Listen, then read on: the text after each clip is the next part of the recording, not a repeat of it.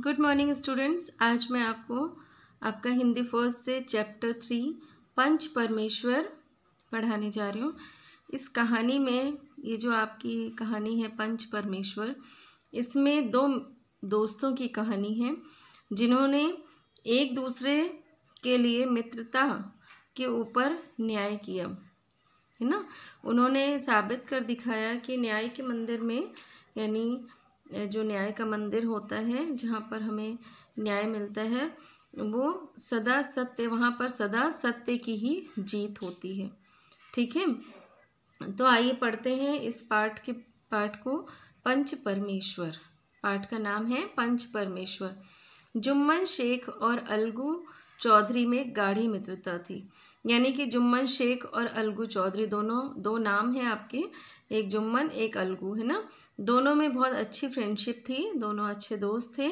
साझे की खेती होती थी, और साझे की खेती मीन्स आपस में जो मिल के होती है ना, पार्टनरशिप पे, उस तरह की खेती होती थी। दोनों मिलकर खेती करते थे। दोनों को एक दूसरे पर अटल विश्वास था, और दोनों को एक दूसरे पर बहुत गहरा विश्वास था। अटल विश्वास में बहुत गहरा विश्वास था। ठीक, जुम्मन जब हज करने गए थे तब अपना घर अलगू को सौंप गए थे। हज करने में जो मुस्लिम्स होते हैं बेटा, है ना, वो लोग जैसे हम लोग मंदिर जाते हैं या हम लोग वहाँ जाते हैं ना धाम की यात्रा करने, या कोई भी मंदिर की यात्रा करने जाते हैं, वैसे वो लोग भी हज करने जाते हैं। तो वो लोग हज करने गए थे। जब जुम्मन हज करने गए थे तो उन्होंने क्या किया था, उनको इतना विश्वास था दोनों को एक दूसरे पे कि उन्होंने अपना घर अलगू को सौंप दिया था। अलगू चौधरी थे, उनके जो बहुत क्लोज फ्रेंड थे, बहुत दोनों में अच्छी दोस्ती थी, वो उनके भरोसे अपना पूरा घर सौंप कर चले गए थे। अलगू जब कभी बाहर जाते तो जुम्मन पर अपना घर छोड़ देते, और जब अलगू चौधरी, है ना, जो मैंने आपको पहले ही बताया, बार बार मैं इसलिए आपको बता रही हूँ जिससे आपको ये याद हो जाए कि दोनों दोस्तों के क्या नाम थे, जुम्मन शेख और अलगू चौधरी, है ना। तो जब अलगू चौधरी जब कभी बाहर जाते थे तो जुम्मन के भरोसे अपना घर छोड़ देते थे, है ना। तो इस तरह से दोनों एक दूसरे के साथ अच्छी सी दोस्ती के साथ रह रहे थे। फिर आगे हम आपको बताते हैं, जुम्मन शेख की एक बूढ़ी खाला थी। जुम्मन शेख की कौन थी? एक बूढ़ी खाला थी, है ना। तो उसके पास, उनकी खाला यानी कि आपकी मौसी को बोलते हैं, उसके पास कुछ थोड़ी सी मिल्कियत थी। मिल्कियत यानी कि जो प्रॉपर्टी होती है ना, जैसे कि मीन्स खेती बाड़ी या घर होता है जिसको, है ना, जिसके पास में, उसको बोलते हैं मिल्कियत। तो परंतु उसके निकट संबंधियों में कोई नहीं था। लेकिन उनकी जो संपत्ति थी, मिल्कियत में संपत्ति जैसे, तो उनकी जो संपत्ति थी वो उनके पास तो थी, लेकिन उनके पास कोई उनका संबंधी नहीं था, है ना, कोई उनका रिलेटिव नहीं था उनके पास। संबंधी यानी कि कोई रिलेटिव जो अपना होता है ना, उनको संबंधी बोलते हैं, तो नहीं था। जुम्मन ने लंबे चौड़े वायदे करके मिल्कियत अपने नाम लिखवा ली।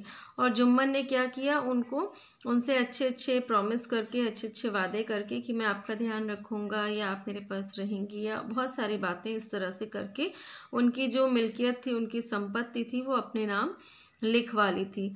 जब तक दान पात्र में रजिस्ट्री ना हुई थी, जब तक मीन्स वो जो उनकी प्रॉपर्टी थी उसकी रजिस्ट्री होती है ना बच्चों, दूसरों के नाम ट्रांसफ़र जो होता है ना, तो वो जब तक नहीं हुई थी तब तक खाला का खूब आदर सत्कार किया गया। तब तक तो जो उनकी खाला थी, यानी, है ना, मौसी, उनका खूब उन्होंने आदर सत्कार करते थे, बहुत ध्यान रखते थे उनका। पर रजिस्ट्री की मुहर ने खातिरदारियों पर भी मानो मुहर लगा दी। लेकिन जैसे ही रजिस्ट्री हो गई, वैसे ही क्या हुआ, खातिरदारी यानी कि जो वो उनकी सेवा करते थे, उनका ध्यान रखते थे, उस पर भी मुहर लग गई। यानी कि वो भी उन्होंने करना बंद कर दिया, जो भी उनकी सेवा करते थे, ध्यान रखते थे, है ना। अब बेचारी खाला को प्रतिदिन नित्य ही कड़वी बातें सुननी पड़ती थी। और अब क्या हुआ, वो जो उनकी खाला थी, उनके घर में रहती थी, जिनकी प्रॉपर्टी उन्होंने अपने नाम करवा ली थी, तो रोज ही उनको कड़वी बातें, मीन्स वो लोग बहुत गंदे से उनसे बात करते थे, बैड वे में, बहुत गंदी तरह से बात करते थे, और उनको ये सब बातें सुननी पड़ती थी। और जो उनका अपमान होता था, जो उनकी बेइज्जती करते थे वो लोग, उसको भी सहन करना पड़ता था। कुछ दिन उसने सुना और सहा। थोड़े दिन तो वो सुनती रही और सहती रही जो भी वो बोलते थे उल्टा सीधा, है ना। पर जब ना सहा गया तो जुम्मन से उन्होंने शिकायत की। फिर क्योंकि जुम्मन उनके घरेलू थे, घर की तरह आते जाते थे, तो जब उनसे नहीं सुना गया तो उन्होंने जुम्मन से जुम्मन तो से उन्होंने शिकायत की, जो कि उनके जिनकी वो खाला थी, है ना। और अलग रहने के लिए गुजारे की मांग की, और अलग रहने के लिए यानी कि मैं अलग रहना चाहती हूँ, तो उन्होंने अपने गुजारे की मांग की। जुम्मन ने धृष्टता के साथ उत्तर दिया, रुपए क्या फलते हैं। जुम्मन ने धृष्टता ये मीन्स कि बहुत ही बदसलूकी के साथ, है ना। तो बोला, उन्होंने क्या बोला कि रुपए क्या यहाँ फलते हैं, यानी कि क्या रुपए पेड़ पे लगते हैं। इस तरह से बहुत ही गंदी तरह से उन्होंने उनको जवाब दिया। तो खाला ने पूछा, मुझे कुछ रूखा सूखा चाहिए कि नहीं।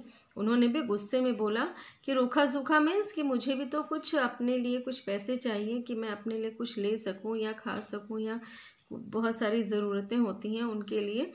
तो जुम्मन ने सारी उनकी प्रॉपर्टी तो अपने नाम करवा ही ली थी ना बच्चों, लेकिन वो उनको ना तो कुछ पैसे देता था और ना उनको अलग होने के लिए जाने दे रहा था, है ना। और अलग होने के लिए, रहने के लिए गुजारे की मांग करना मीन्स अलग जाके जब रहना होता है तो उनको कुछ पैसे देता है इंसान, है ना। तो जैसे जुम्मन से वो गुजारे की मांग कर रही थी, मीन्स कि वो अलग रहना चाहती थी और जुम्मन उनको हर महीने कुछ रुपए उनको दे, इसको बोलते हैं गुजारा। ठीक है, गुजारे की मांग कर रही थी उन्होंने, तो कि वो उनको कुछ महीने के हिसाब, मतलब महीने के हिसाब से कुछ रुपए देता रहेगा और वो अपना अलग रहना शुरू कर देंगे, क्योंकि वो वहाँ पर उनकी बहुत बेइज्जती हो रही थी ना। फिर जुम्मन ने, जब ये सब बहस होने लगी आपस में, उन लोगों की आपस में, तो जुम्मन ने गंभीर स्वर से जवाब दिया कि तो कोई यह थोड़े ही समझा था कि तुम मौत से लड़कर आई हो। तो जब उन्होंने बोला कि मुझे कुछ रूखा सूखा चाहिए, तो उन्होंने बोला, जब ये कहने का मतलब ये है कि उसने बहुत ही गंदी तरह से उनसे बोला कि ये थोड़ी ना पता था कि आप इतने दिन जिंदा रहोगी, है ना। तो खाला बिगड़ गई और उसने मामला पंचायत में पेश करने की धमकी दी। और फिर खाला को गुस्सा आ गया, तो उन्होंने कहा, अब मैं ये मामला पंचायत में पेश करूंगी, है ना। जुम्मन हंसे। जिस तरह कोई शिकारी हिरण को जाल की तरफ जाते देखकर मन ही मन हंसता है। तो जुम्मन हंसने लगे।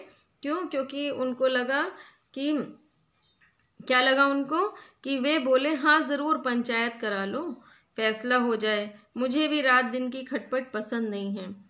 पंचायत में किसकी जीत होगी, इस विषय में जुम्मन को कुछ भी संदेह नहीं था।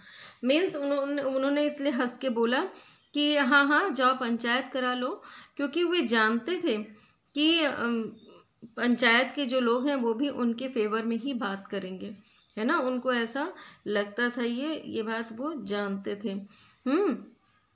तो उन्होंने इसलिए उनसे बड़े ही उससे व्यंग में बोला कि हाँ जाओ पंचायत में बात कर लो, मुझे भी ये रात दिन की खटपट, यानी कि जो बार बार उनमें आपस में नोकझोंक होती रहती थी ना, लड़ाई होती रहती थी, बहस होती रहती थी, उसके लिए, है ना। तो ऐसा कौन था जो उसको अपना शत्रु बनाने का साहस कर सके। तो वो जुम्मन के लिए बात कही जा रही है कि जुम्मन को कोई भी अपना शत्रु नहीं बनाना चाहता था, हिम्मत नहीं कर सकता था, ऐसा इस कहानी में आपको बताया जा रहा है। इसके बाद कई दिनों तक बूढ़ी खाला लाठी टेकती हुई आसपास के गांवों में दौड़ती रही। कमर झुककर कमान हो गई थी, एक एक पग चलना दूभर था, मगर जो बात आ पड़ी थी उसका निर्णय करना ज़रूरी था। तो वो बता रहे हैं कि जो बूढ़ी खाला थी वो कितनी बूढ़ी थी, इसके बारे में उन्होंने उनकी जो पर्सनैलिटी थी उसका वर्णन किया है इसमें, कि किस तरह से वो इतना झुक कर चलती थी। एक जो बहुत झुक कर लोग चलते हैं ना लाठी लेकर, ऐसे चलती थी और बहुत बूढ़ी थी और एक एक कदम भी चल नहीं पाती थी, है ना। लेकिन फिर भी वो आसपास के गांव में जाती रही, कभी इस गांव कभी उस गांव, अपने लिए अपने निर्णय के लिए बात करने के लिए कि उनको किसी तरह से गुजारे के पैसे मिल जाएं, है ना बच्चों। तो ये वीडियो यहीं तक, इसके बाद मैं आपको इसके नेक्स्ट वीडियो में एक्सप्लेन करूँगी। ओके स्टूडेंट्स, आई थिंक आपको अच्छे से समझ में आ गया होगा। तो आगे की स्टोरी हम नेक्स्ट वीडियो में पढ़ेंगे। Okay, good bye.